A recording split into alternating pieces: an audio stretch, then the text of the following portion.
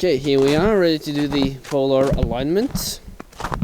We're now going to put the camera inside of the mount, and I'm gonna do the polar alignment routine with the magic grid box. Yes, it is the ASI Air. And this is the NEQ6 Pro as mount, and the 8-inch f5 Newtonian as the optical tube assembly, and a guide scope hiding behind this setup. You'll notice I have dug into the snow just to keep the feet of the tripod against some solid ground so it doesn't sag once I've done a precise polar alignment. And if there is enough light, I might be able to show you the sky. You can see it's relatively clear. The forecast was saying totally clear in half an hour, so we'll see how that goes. Our target is the Leo triplet. You know, the hamburger galaxy with the M66 and M65. So we'll see how that goes.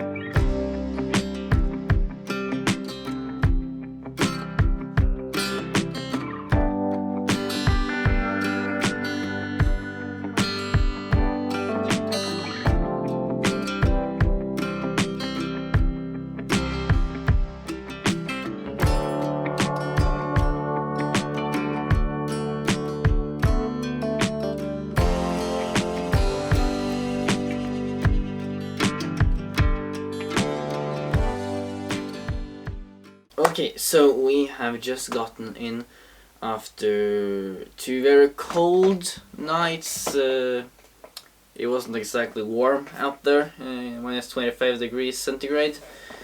But we have got about 4 hours of quite moon polluted data, but it is something, and quite a bit better than my last year's attempt on Leo triplet, when I actually shot it with just a lens. I have to show it to you. Just used this lens, the 200mm f4 lens, a tripod, and my camera that I'm filming on right now. And I can probably show you the image now, but it's not very great, and the galaxies essentially have... You can see that there are some blobs there of pure noise, but you can't really see what's there at all.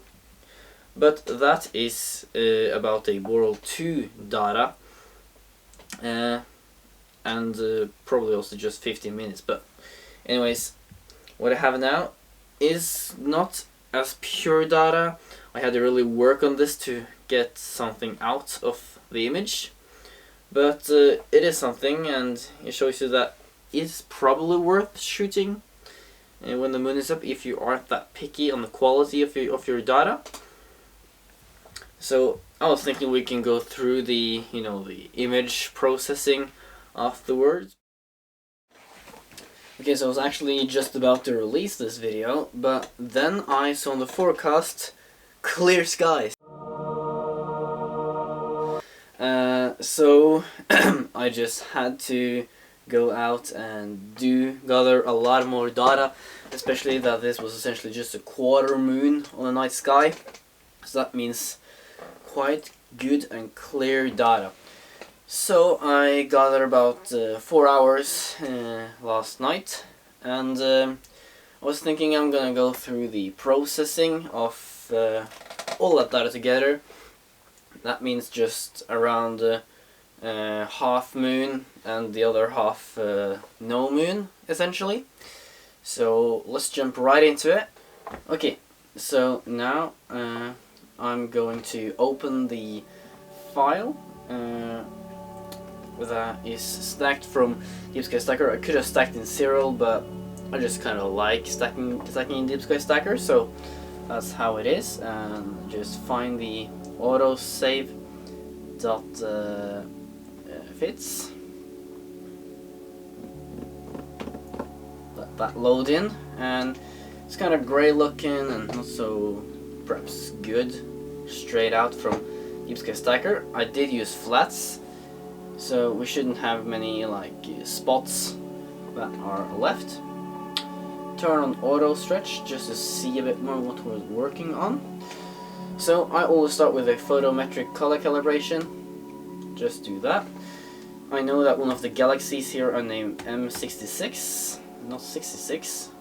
Messier 66. I think these focal length and pixel scales are correct. There it is, a Simbad catalog, and hit OK. And let it do its magic. There we are. It has done the background reference and done a white balance factor correction. So next thing I'm going to do, I'm going to crop in a bit, as the usable field of view on my Newtonian isn't the largest, I would say. So just crop in quite a bit, like that, perhaps a little bit more. I see we have some specks, or no specks, like dots from dirt. But just crop in a bit more since we don't want those corners.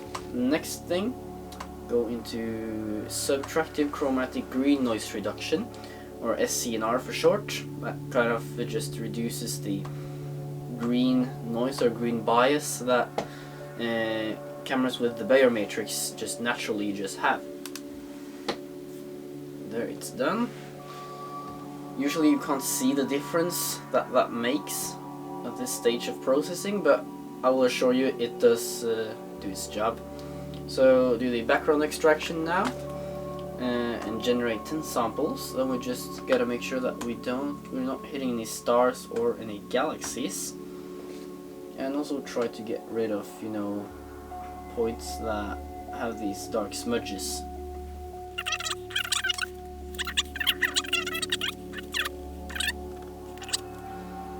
Let's hit apply.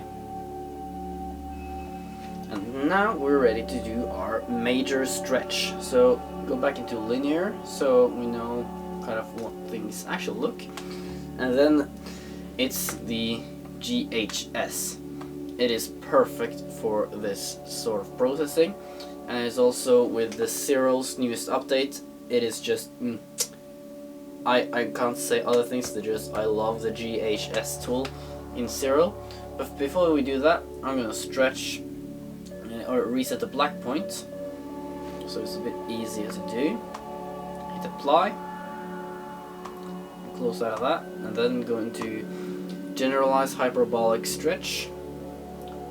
And what I like to do on the first stretch, this is something I just learned from a YouTuber I watch a lot on YouTube, it's Nebulae Photos. You just zoom in so you have kind of the peak.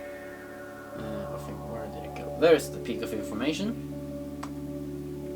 And then when you click on the histogram at like the left hand side of the histogram peak, that will choose a symmetry point, essentially where the S-curve has its equilibrium point. But we want to protect the highlights quite a bit here, because I think I might have blown out the stars a bit. So the highlight protection point down to about 0.6. And then I just take the stretch intensity to the heavens, or to 15, which is max.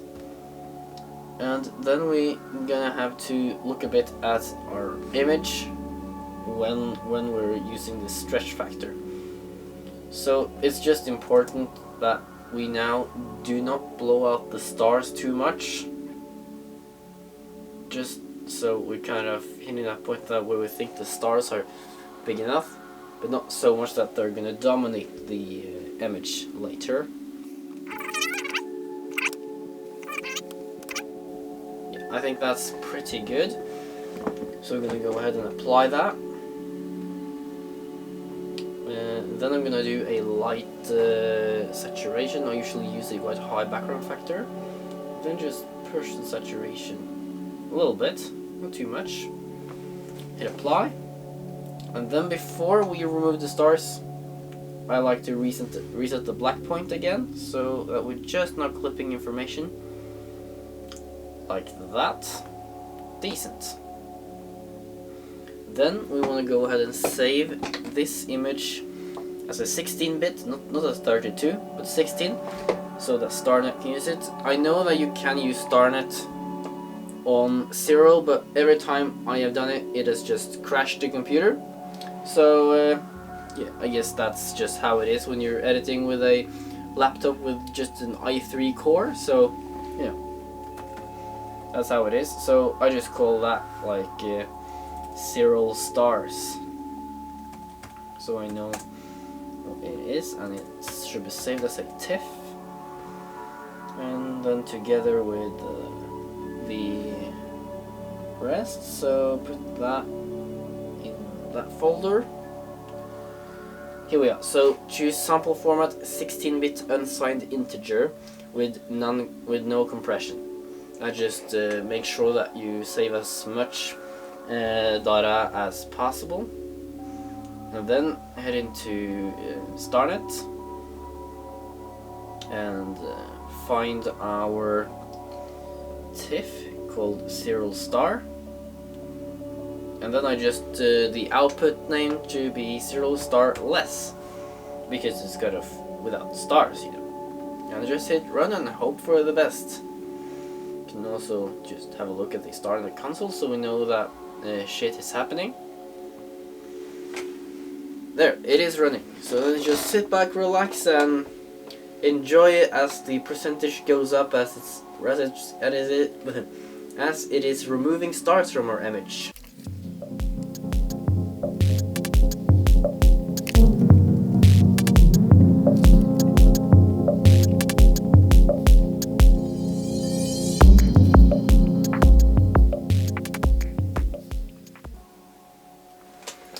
Okay, the image is now, or StarNet has now removed the stars from the image, so we can go ahead and open that in SiriL again,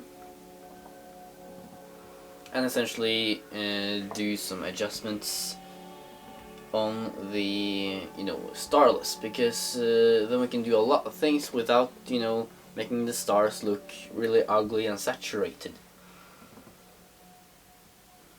So there it is, the starless TIFF. So the first thing we do, now we see that there are some spots that are sort of hiding here. But what we want to do is simply zoom in a bit when we're transforming the histogram to more kind of see where the peak is.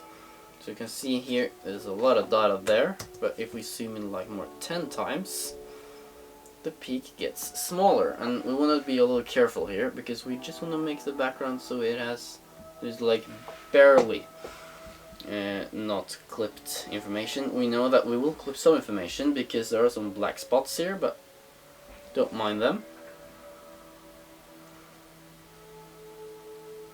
Just push this all the way up to the point where you see things are beginning to be a little too dark. And we might be starting to hit that point here soon. I think that's quite good. Just zoom back out like that. It's good. Then we go back into the generalized hyperbolic transformation, or GHS for short, and then we draw a box in the background. This is to set a symmetry point, and hit the eyedropper, and that will just set the symmetry point based on the average luminosity of all those pixels in the box that we just drew.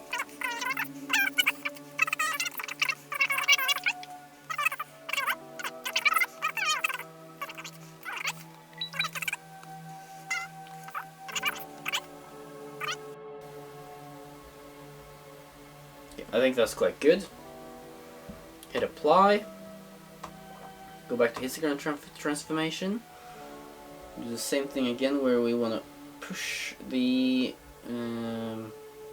background a bit, but not so much that we're clipping the background. So I think that's quite good there. Then we want to do a bit of saturation, quite high background factor, and then we just push this value up. I essentially want to look at this M66 because that has a lot of color information that I know. So I think that looks quite good. Just have a look at these others as well, especially the hamburger. That's usually a quite noisy piece of shit. Okay, quite good there. So we're gonna save out of that and write SiriL starless done.tiff. And now we can save as a 32-bit, since GIMP can handle 32. There, I found the folder, and take a 32-bit floating point, no compression, and save. Then we head into GIMP, go to open, and open the starless. You know, the starless before we did the extra. Oh, that's the wrong. Open the M101 image. That's not correct. So gotta remember to go into the correct folder here. That's quite important. And then find the SiriL starless before we did the saturation on it. Okay, and then open another image as layers, and that's the before we remove the stars. And here I'm gonna do a little trick I think I showed before. There we are. Just copy it as a layer on top, and I'm gonna choose subtract. Yep, there we are. So what I essentially did is I took the starless image and subtracted it from the image with stars. That means we only get the stars, which is very helpful, because what this now allows us to do is to essentially make a image that is that, you know, we have one layer with the galaxies without stars, and we have another layer with the stars. So we have two separate ways of processing the image. So we can go ahead and remove that, and then we can open our processed starless from SiriL, like so. Making new from visible, we call this one heal. We're gonna essentially just fix those smudges. So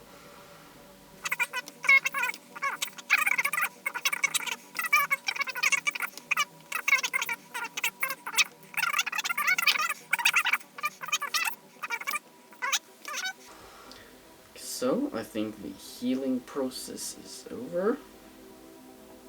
Nice. We have a bit of some artifact here, but I'm not gonna bother about it. I think the star's gonna cover it anyways. So then we're gonna make a new from visible. We'll call this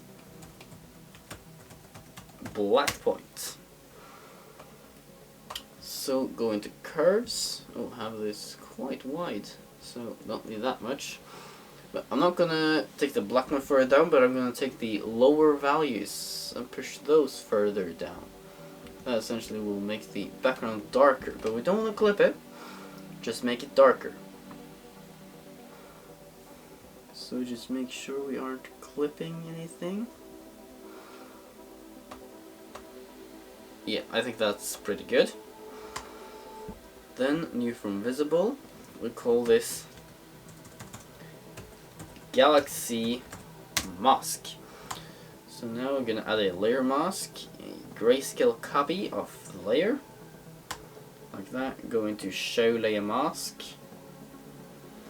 levels, and here we want to essentially make the background complete black, so so the mask will ignore the background, and white we want the galaxies, so make a kind of so that we can process the galaxies separately from the background. This is you could say that this is a bit cheesy, but it gets the job done. So something like that. So now we can go ahead and do some curves adjustments, and I think M66 is a galaxy that is worth looking on when you're doing this. So you want to have a point that make sure you don't clip the highlights, but also add a bit of contrast in the galaxy. So C, make control points at the bottom, and then the anchor point in the middle, so kind of seeing what this is doing. Do the preview.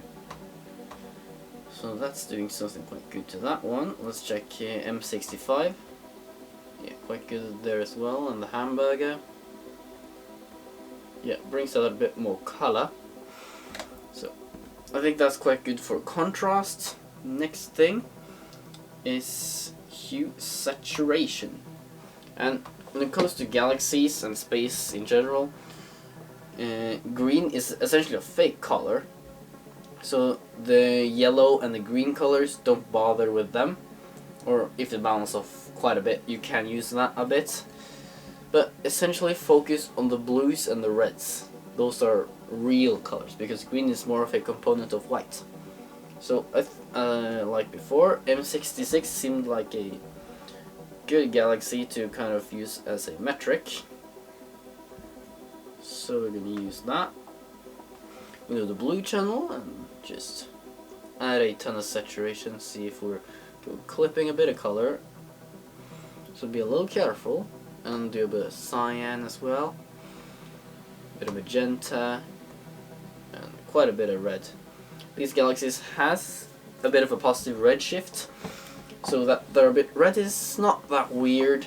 Also, these galaxies are estimated to be in the red section, so don't worry about that.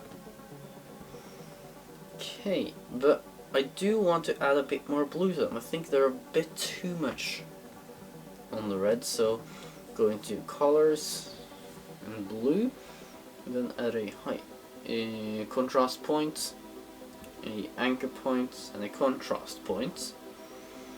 See what it's doing. So it kind of especially adds blue to the highlights, I think a bit too much. So just control it. Let's see what that is doing. Yeah, I think that's doing quite good things to M66. Same of the others. Yeah, I think that's a subtle but important difference. Okay, now we want to do the same thing, but what we're doing then is just add a layer mask, Control C, and to just copy that into it. Or we can't actually do that, it seems, for some reason, so I have to make the layer mask again. This is now high pass, so essentially more detail.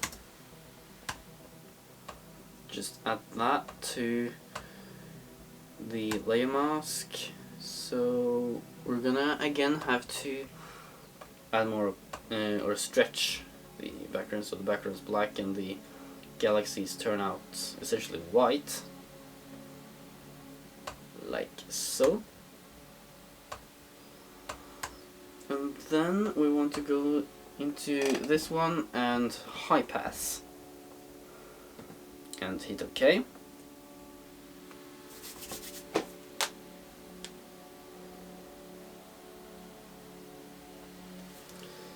Then we touch hard light. Zoom in on the galaxy. See what it's doing. A bit too much. Let's take it down a bit. New from visible. And then we're going to reduce the noise, especially in the background.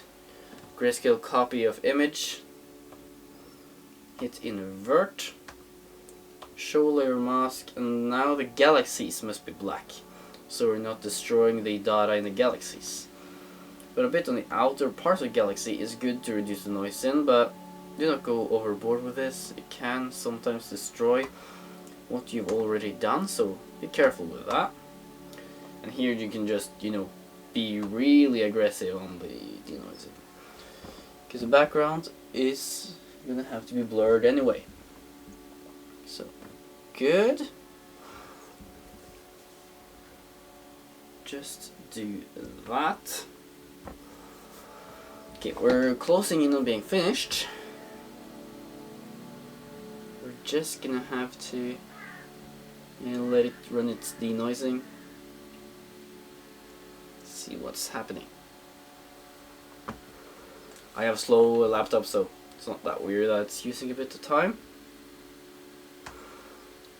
New from visible. Now we're gonna copy the stars onto this part. Make new from visible. Take the stars layer, put it on top. Make new from visible, and there we are. We have our final image, and I gotta say, I really like it. So here it is, full screen.